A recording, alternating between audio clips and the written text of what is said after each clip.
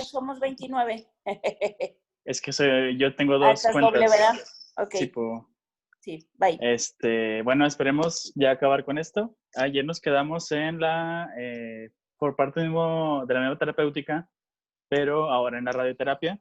Pues como se pueden imaginar, la cirugía pues sola no es suficiente en determinados casos. Entonces se recurre a la radioterapia como una medida para poder establecer un control locorregional óptimo y la disminución del riesgo de recidiva tanto ipsilateral como contralateral.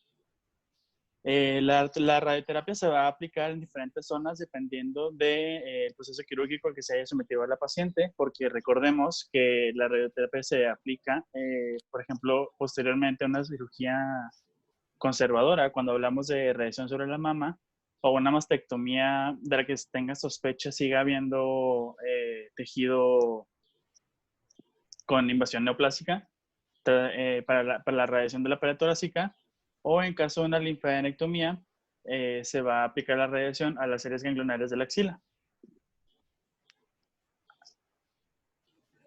¿Okay?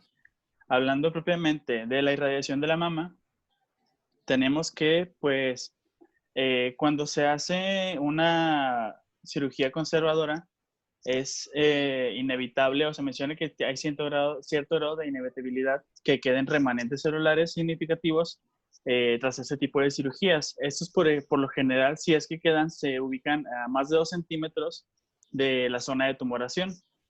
Entonces, una terapia o la radioterapia sería de mucha ayuda cuando se hace este tipo de cirugías.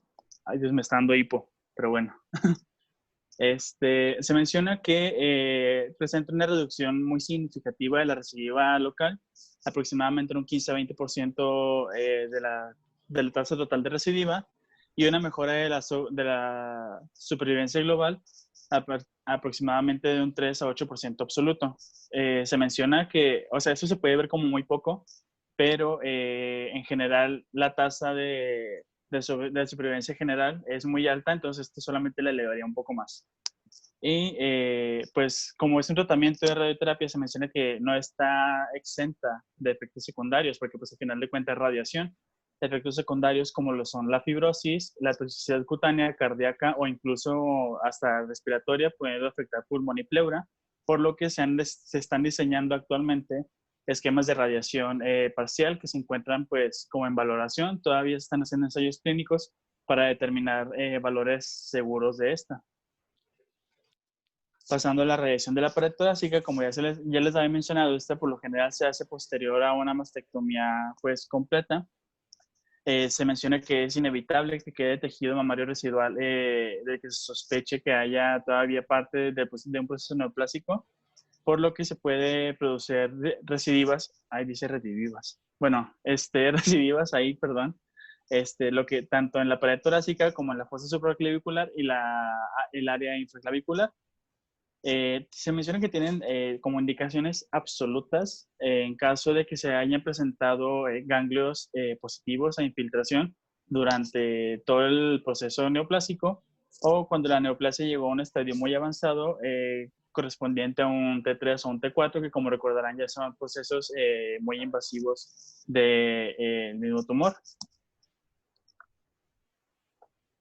Y ahora pasando a la irradiación de las zonas o áreas ganglionares, como recordarán, esas son esas son las 3 principales zonas que se van a irradiar en caso de que se administre la radioterapia.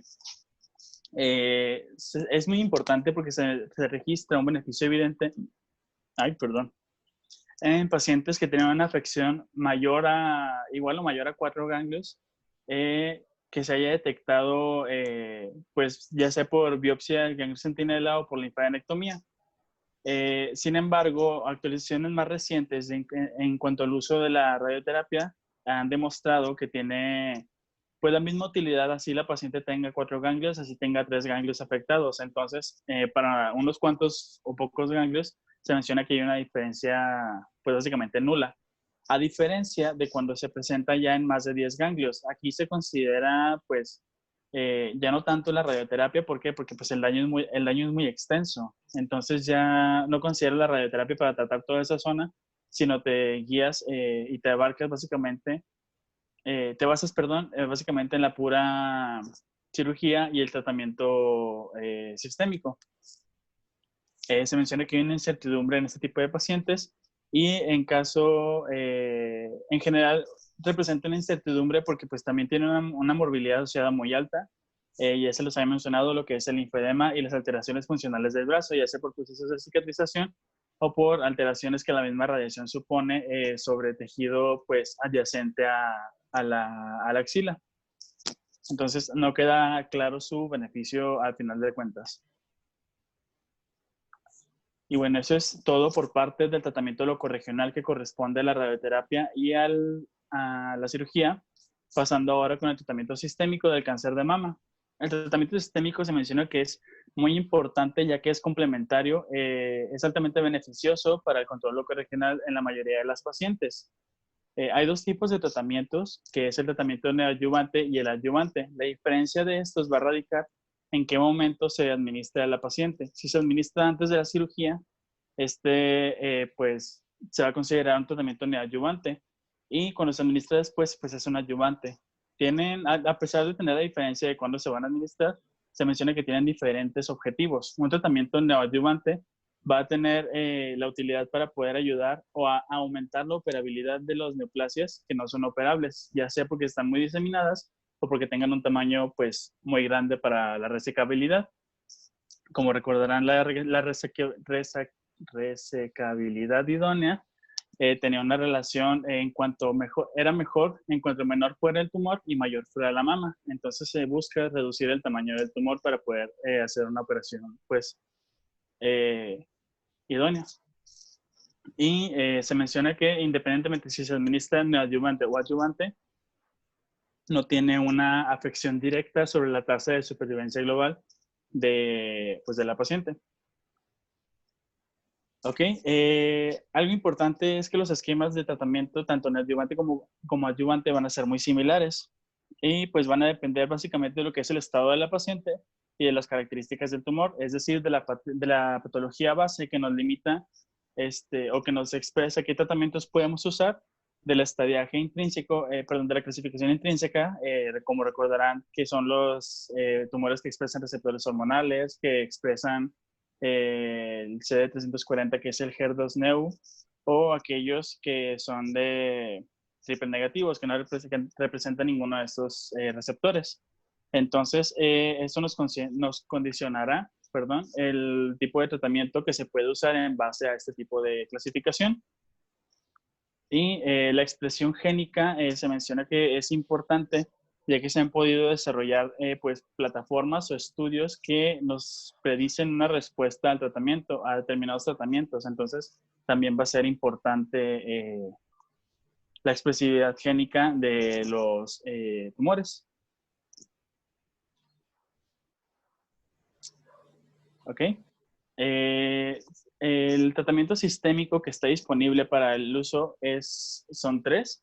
Es la hormonoterapia o terapia hormonal, la quimioterapia y los tratamientos biológicos o tratamiento diana. Estos últimos, por si en caso de que no se entiendan, se los voy a explicar más adelante, son tratamientos que están enfocados hacia moléculas específicas de la superficie tumoral.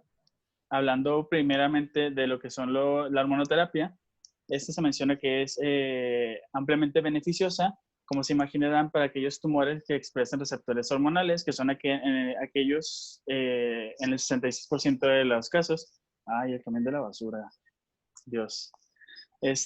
Bueno, se menciona que lo que se busca con este tipo de terapia es reducir al máximo el estímulo estrogénico en los receptores hormonales de la mama.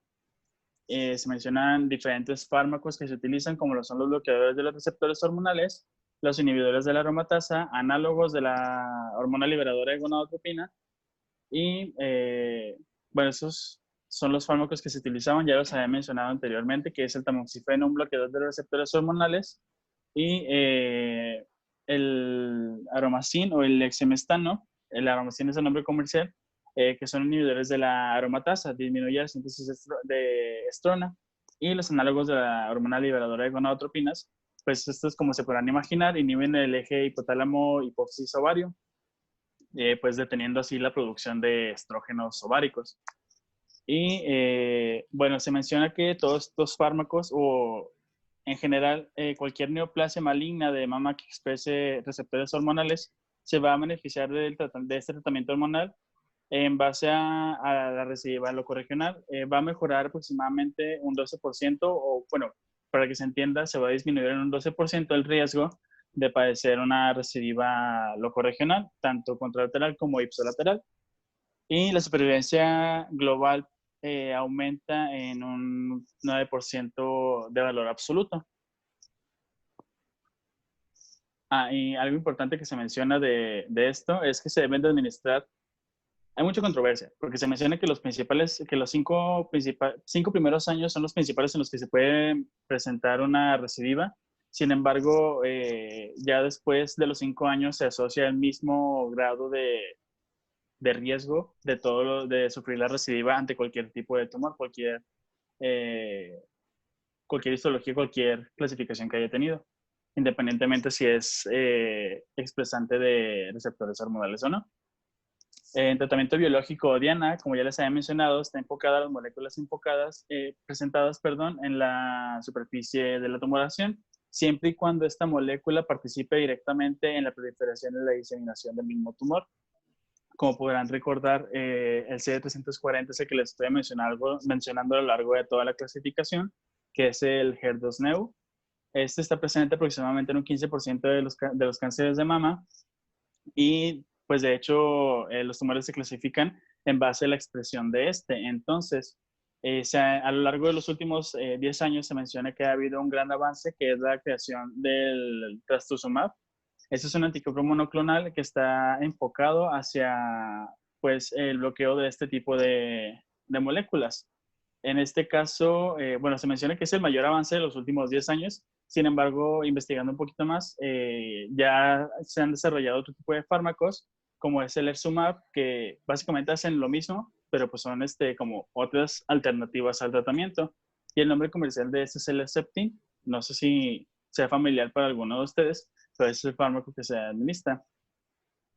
Y pasando al más bueno, nada más como nota importante es que la mejoría de la supervivencia global es de aproximadamente el 33% en ensayos clínicos. Sin embargo, se menciona que se requieren todavía muchísimos más para poder establecer una tasa de aumento de sobrevida general objetiva de este tratamiento.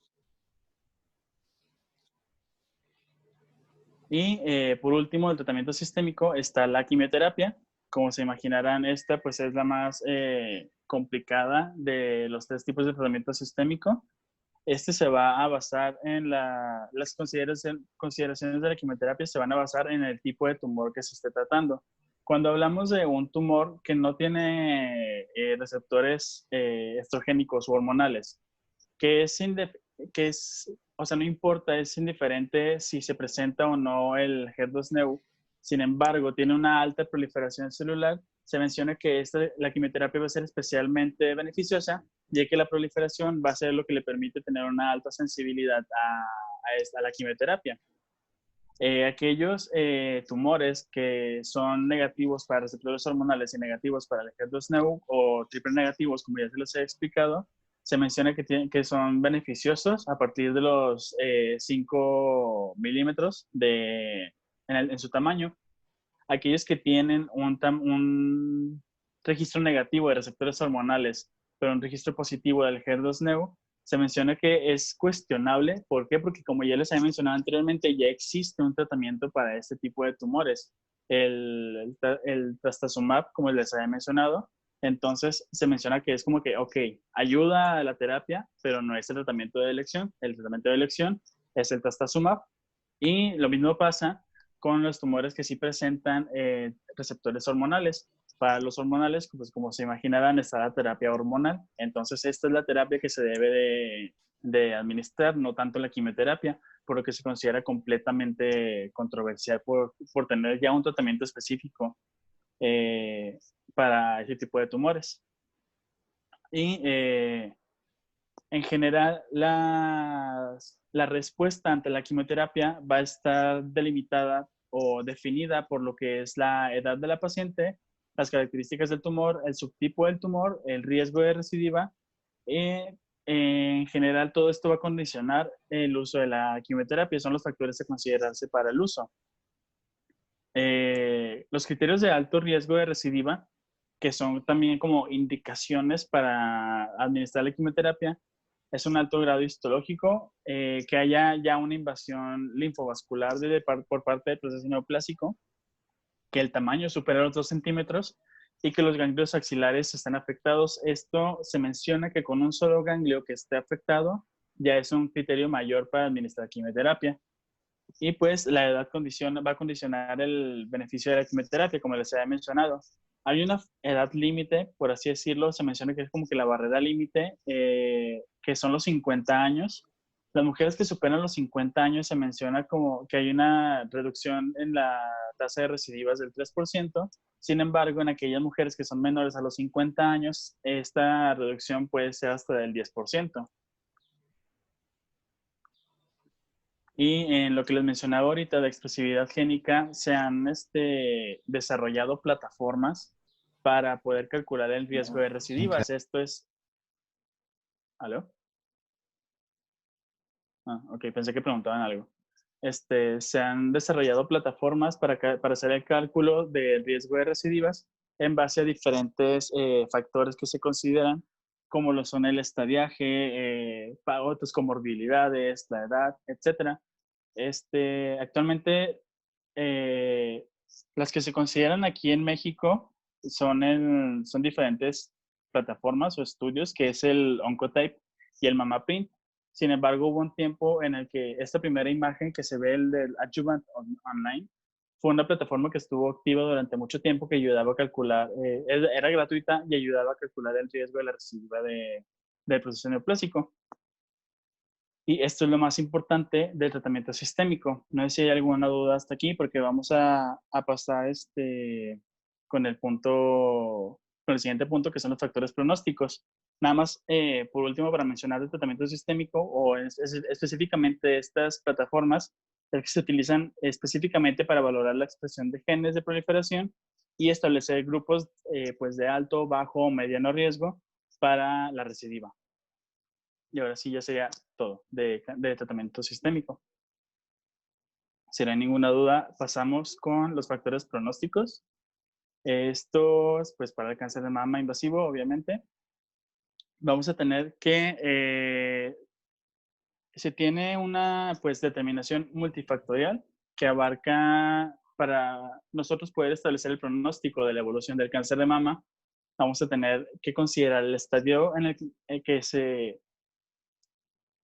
detectó el cáncer al momento del diagnóstico, el tipo de cáncer, su subclasificación intrínseca y el acceso a tratamientos que tenga la paciente.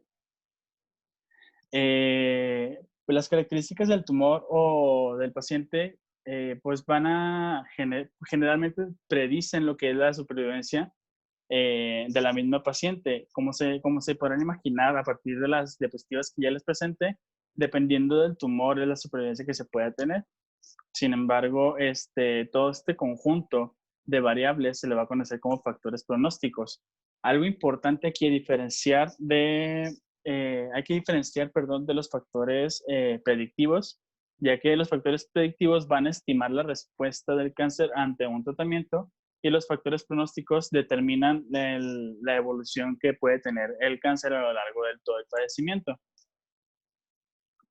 Y pues, a pesar de que se caracteriza el cáncer en base a su estudio génico, por así decirlo, o sea, a pesar de todo el avance que se ha hecho genéticamente para poder determinar o clasificar el cáncer, se menciona que los más importantes o el que tiene más peso sigue siendo el estudio anatomopatológico para poder establecer el pronóstico.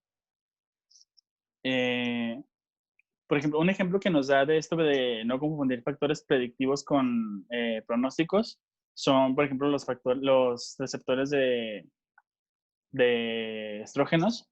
La expresión de esos receptores hormonales es un factor predictivo porque establece la probabilidad de respuesta a los tratamientos hormonales. Sin embargo, también se considera como un factor pronóstico porque es el tipo más común que se presenta de estos tumores.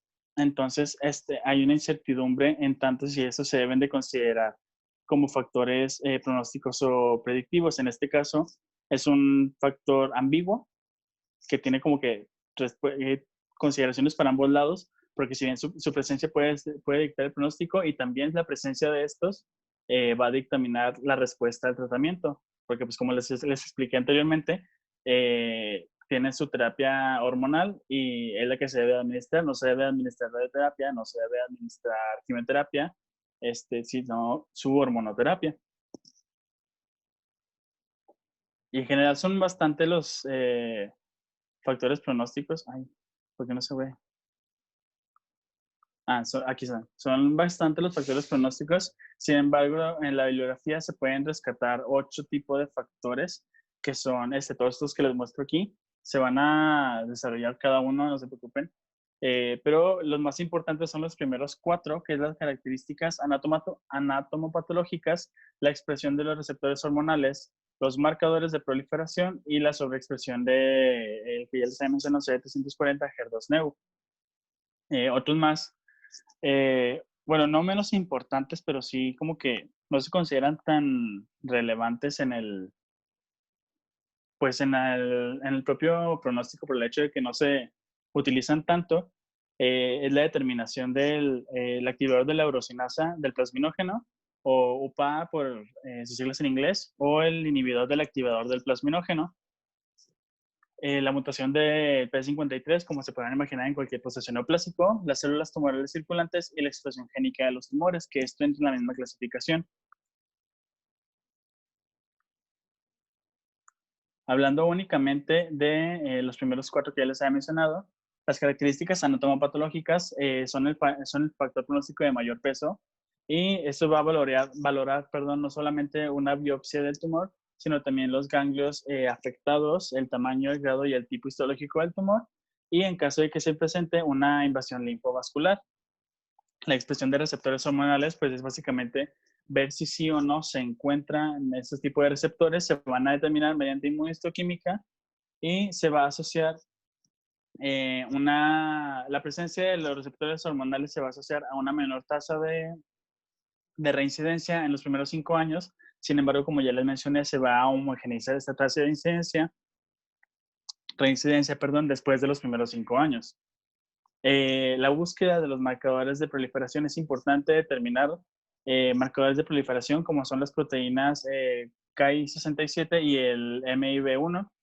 Estos son productos que propician la proliferación, la cual, si bien se puede hacer por inmunohistoquímica, se menciona que desde el análisis histopatológico se determina la proliferación excesiva.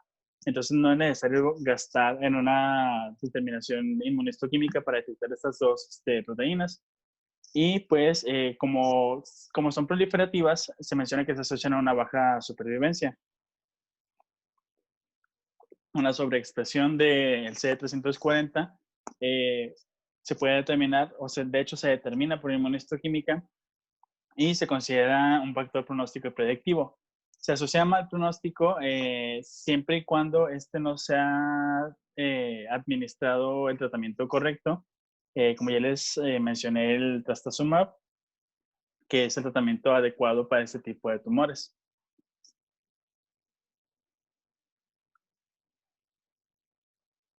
Los otros factores pronósticos ya son un poco menos frecuentes que se usan, sin embargo, siguen siendo considerados como factores pronósticos.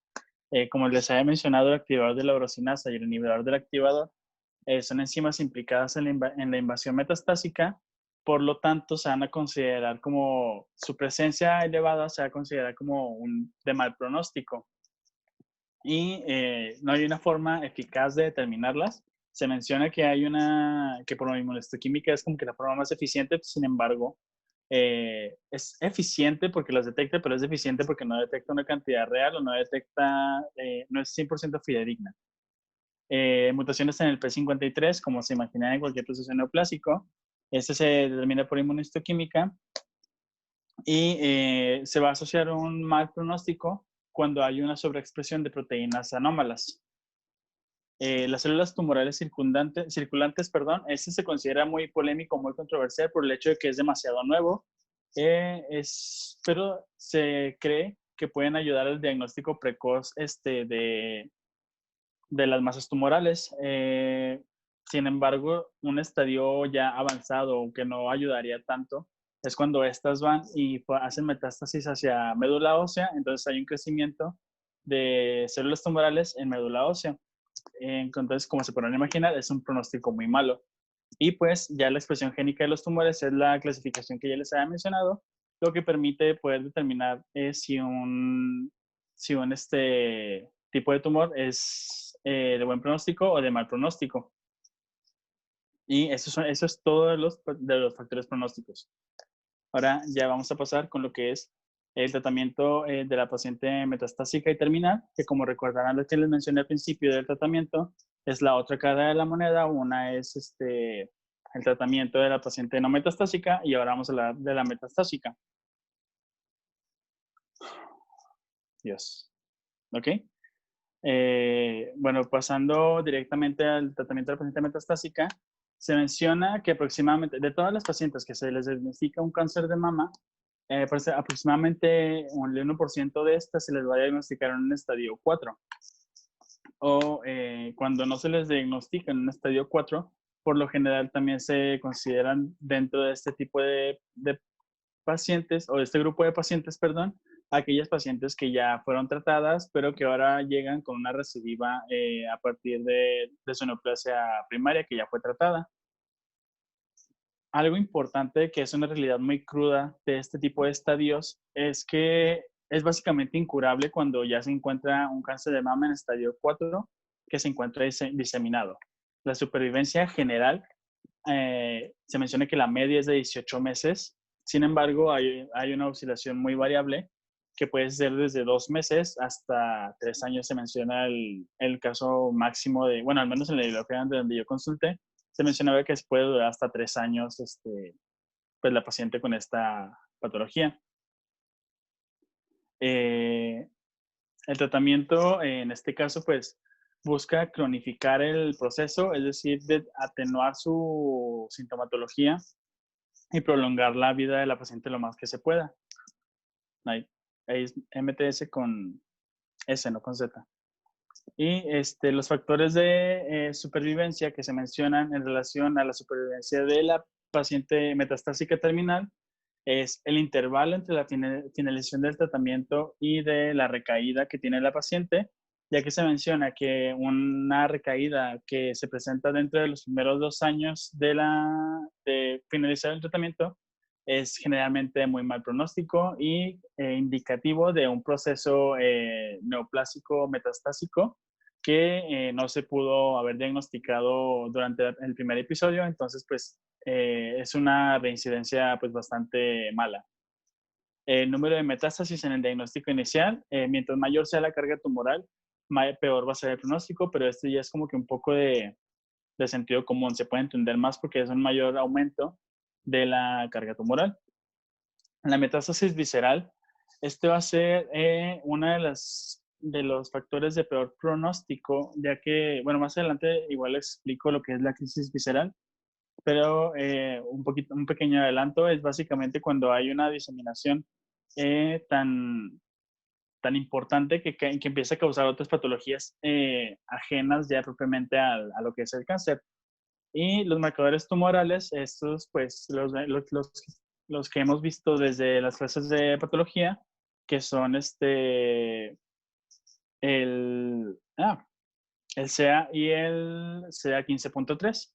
A su vez que también vamos a determinar la presencia de los receptores hormonales y la presencia de los receptores HER2-Neu, que estos, como ya les he mencionado, también son un factor pronóstico y factor pues de respuesta al tratamiento. Y pues el objetivo de todo esto es buscar mantener la calidad de vida de la paciente vigilando de cerca pues la toxicidad de los tratamientos que son empleados para mantener pues este tipo de calidad de vida.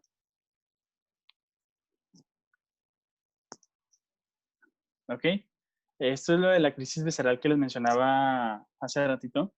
Esto va a ser importante porque son procesos o son otro tipo de enfermedades que si bien están relacionados al cáncer, porque son la etiología de este tipo de padecimientos, ya están generados como padecimientos individuales.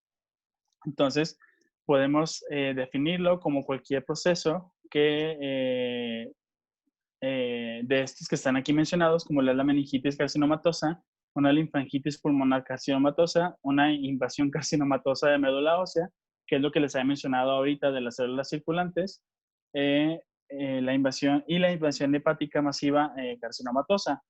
La crisis visceral es de muy mal pronóstico. Entonces, por lo general, una paciente que se encuentra bajo alguno de estos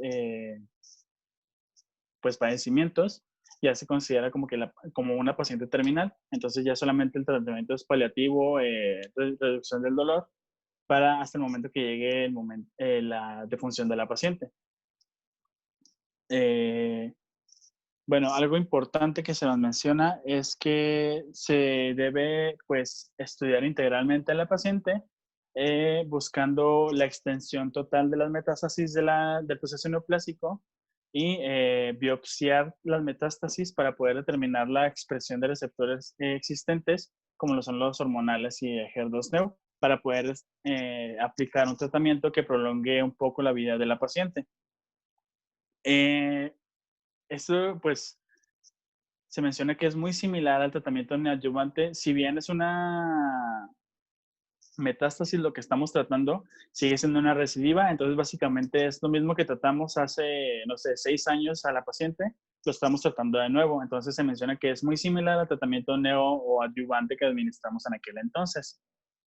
Y este tipo de tratamiento, no sé, aquí pongo limitado, o sea, limitando, pero no es como que el tratamiento sistémico que limite la cirugía y a la radioterapia.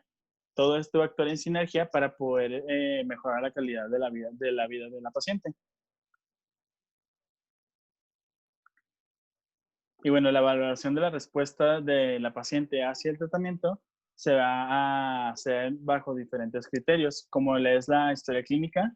Se debe tener un adecuado control de síntomas, una sintomatología muy activa, pues sería indicativa, perdón, de una baja o nula respuesta al tratamiento. Una exploración física, se menciona que, como ya les he mencionado, los tratamientos neoadyuvantes son principalmente para reducir la carga o el tamaño tumoral. Entonces, el aumento o el crecimiento de masas tumorales palpables, pues sería un indicativo de mala respuesta. Los marcadores tumorales, en caso de que se encuentren presentes, por lo general, como ustedes saben, no se deben de encontrar presentes. Entonces, su presencia es indicativo de mala respuesta. Y los estudios de imagen, estos pues van a ayudar cuando la exploración y los marcadores tumorales no sean concluyentes. Es decir, solamente son como para poder corroborar la respuesta al tratamiento, no son propiamente indicativos. Y las células circulantes que le mencionaba ahorita hace rato, se tiene una incertidumbre en el valor real porque lo que les mencionaba del crecimiento tumoral en la médula ósea, no se sabe a ciencia cierta si es un proceso metastásico pues propio del proceso neoplásico o si son excrescencias tumorales a partir de estas células que estuvieron circulando. ¿Ok? El tratamiento sistémico de la paciente metastásica es aquel que va a buscar, pues, administrar el tratamiento más efectivo que tenga la mínima toxicidad en función del subtipo intrínseco del cáncer. Eso igual lo resumo en una tabla que es pues bastante ilustrativa, pero en este caso vamos a hablar propiamente de la quimioterapia. La quimioterapia va a tener dos modalidades, que es la monoquimioterapia y un régimen combinado de diferentes fármacos pues de quimioterapia, pues. Ay, perdón. Ok, vamos a tener pros y contras de administrar uno u otro tipo de regímenes de quimioterapia. Por lo general, cuando se asocia o se administra un tratamiento con monoquimioterapia, tenemos que es una menor toxicidad para la paciente y que es administrada de manera secuencial. Es decir, tú le estás administrando un fármaco, la paciente deja de responder a este fármaco, tú le puedes administrar otro fármaco. En general se menciona que eso es como que una de las ventajas en cuanto a la monoquimioterapia. Los fármacos, si bien no se menciona cuáles fármacos se administran y los estuve buscando, solamente encontré que en la mayoría de las veces se administran antraciclinas y taxanos, pero en sí no encontré ni posología ni qué fármacos se administran. Entonces, pues solamente nos quedamos con esa idea de que cuando se empieza a tener resistencia a uno, se administra a otro. Y pues el régimen combinado tiene la ventaja de que tiene una respuesta mucho más rápida ante el tratamiento y hay una ligera mejoría en cuanto a la supervivencia de la paciente de unos 2 a 5%.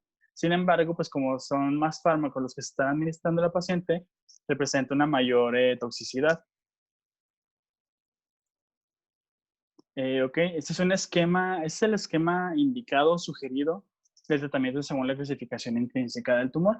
Para un tumor que pues, de hecho se parece mucho a la tabla que les presenté hace algunas diapositivas, sin embargo, pues aquí estamos hablando de una paciente metastásica.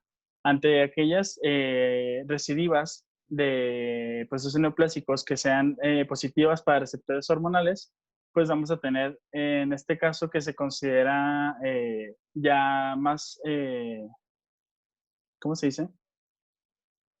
Pues prevalente o, ay no, es más importante la administración de la quimio, a diferencia de lo que les había mencionado anteriormente, de que se va a tratar con hormonoterapia. ¿Por qué? Porque estos pacientes por lo general son de rápida evolución, entonces están asociados, independientemente de que sean expresantes de receptores hormonales, son de rápida proliferación. Entonces lo que se está buscando es que no se dé una resistencia a la hormonoterapia y se pueda disminuir la proliferación rápidamente.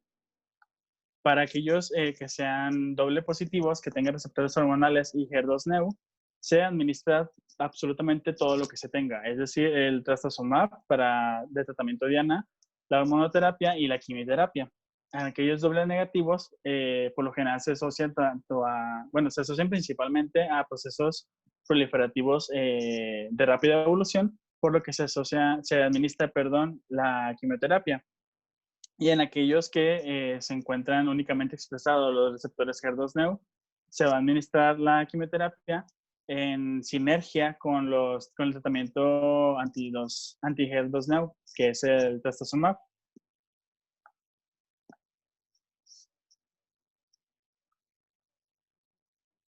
¿Ok? El tratamiento locorregional, como ya sabrán, ya se los he repetido mucho, comprende lo que es la cirugía y la radioterapia. Sin embargo, pues esto vamos a estar limitados, por así decirlo, porque esto ya va a ser únicamente con intención paliativa. Entonces, lo que se busca es reducir o evitar la sintomatología activa de la paciente.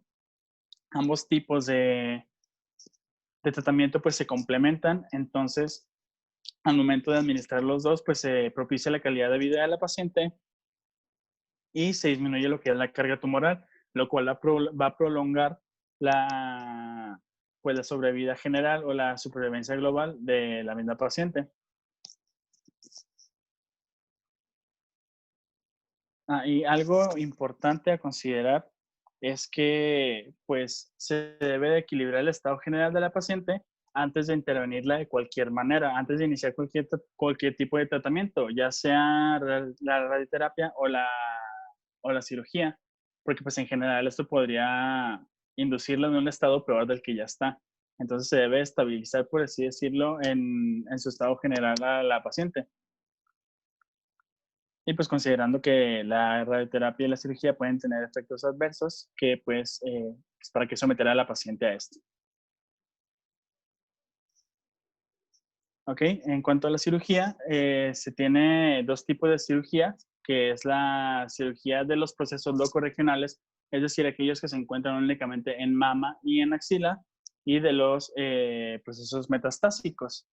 En general, ambos se realizan para el control de los síntomas, sí. Sin embargo, la diferencia radica en que hay estudios en los que se asevera que al momento de nosotros tratar quirúrgicamente los tumores o las masas neoplásicas que se encuentran en la zona de la axila o de la mama, se aumenta como por default la sobrevida general de la paciente. Es como si, vaya, como me lo pude razonar de la bibliografía, es como si mataras al jefe. Entonces, terminas con el proceso primario neoplásico de mama y los procesos metastásicos ya serían como de menor peligro, por así decirlo. Aumenta un poco la sobrevida general, sin embargo, pues siguen representando procesos neoplásicos que a su vez pueden desarrollar pues otras patologías como la crisis visceral. Y pues la sección de la metástasis, esa se va a hacer siempre y cuando pues, sea posible. No vamos a poder quitar metástasis o procesos metastásicos que no sean asequibles y siempre y cuando sean escasas. Cuando ya hay una diseminación pues bastante elevada a lo largo de todo el organismo, pues no vamos a operar a la paciente de cada parte del cuerpo que tenga invasión metastásica.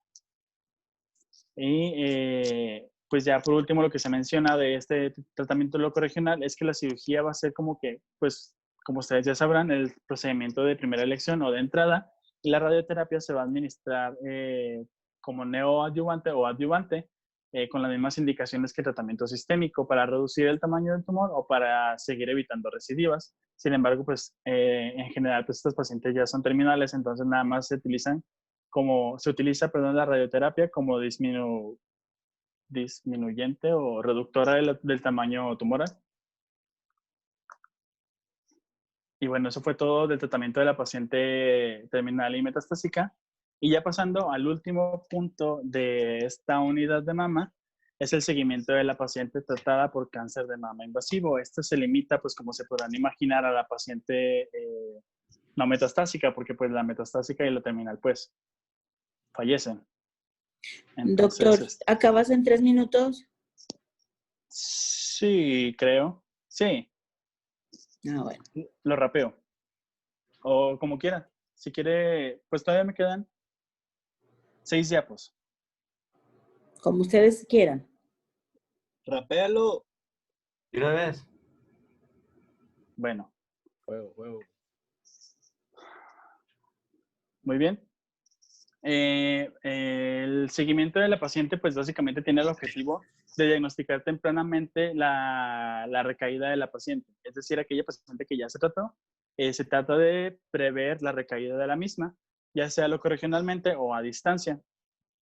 Y pues hay diferencias entre el diagnóstico de la recaída locorregional y sistémica. Básicamente esas diferencias son que se va a tratar de procesos metaplásicos, metaplásicos o no. Se debe detectar el crecimiento o el inicio de procesos neoplásicos primarios contralaterales o recidivas ipsilaterales. Y a su vez se debe de estar considerando o tomando en cuenta los efectos no deseables de la terapéutica empleada, como principalmente ante la radioterapia. No solamente se va a evaluar este tipo de efectos físicos, sino también los psicológicos. En este caso, pues las mujeres afectadas de cáncer de mama que ya han recibido un tratamiento que pues culmina en una mastectomía o culmina en una cirugía conservadora, que a final de cuentas pues sigue siendo un impacto muy fuerte para la paciente, pues se va a estar evaluando el avance o el impacto psicológico que tienen estos procesos. Y pues lo que les he mencionado, la paciente tiene más riesgo de recidiva en los primeros 5 años de tratada. Nada más que pues algo que se menciona como para resumir todo esto es que hay muy poca literatura que evidencia cuál es el el seguimiento idóneo. Entonces, se menciona que se deja elección de la clínica que esté tratando y el médico de cabecera. No hay como que un protocolo establecido para poder hacer el seguimiento idóneo de la paciente.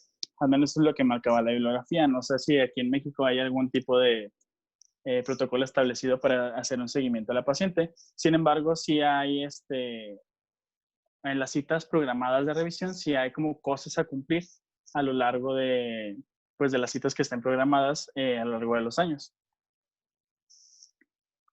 Hay una propuesta de seguimiento que es un seguimiento intensivo. Los primeros 2 años se van a realizar citas de control cada 3 o 6 meses. Después, hasta los 5 años se procede a citas de control cada 6 a 12 meses. Y ya pues hasta llegar a los 10 años, estas citas se hacen una vez al año y se considera que por lo general a partir de los 10 años ya se considera como que la paciente está libre de recidivas. Sin embargo, sí se le recomienda, si está a su consideración, seguir sometiéndose a mamografías una vez al año mínimo. Bien, 5 diapos. Eso no debería de ir ahí, pero bueno, una disculpa. Las citas de seguimiento se van a componer de diferentes evaluaciones, que es la anamnesis, la exploración en general y de mama y axila, y la mamografía, que son los 3 más importantes, y otros estudios que son nada más complementarios. En cuanto a la anamnesis detallada, esta va a abarcar un montón de puntos. ¿Por qué? Porque vamos a evaluar el riesgo el riesgo de que... Ay, ¿quién grita? ¿Sabes qué, Doc? Dale pausa y me empiezas mañana con el último punto, ¿sale? Ok. Porque estás en carrerita y ni estar poniendo atención ni nada. ¿Sale? Sí. Ok, sí, Órale. mejor empiezo con todo esto al final mañana. Ándele. Hasta mañana, muchachos. Hasta mañana, doctora. Ay, caray. Pepe, ¿por qué pusiste una imagen de la Revolución Francesa? En general puse de mujeres que tuvieran sus pechos al descubierto.